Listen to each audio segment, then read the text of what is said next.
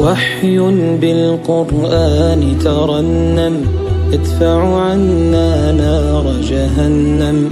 ذاك الهادي نور فؤادي صلى الله عليه وسلم، صلى الله عليه وسلم. عليه الصلاة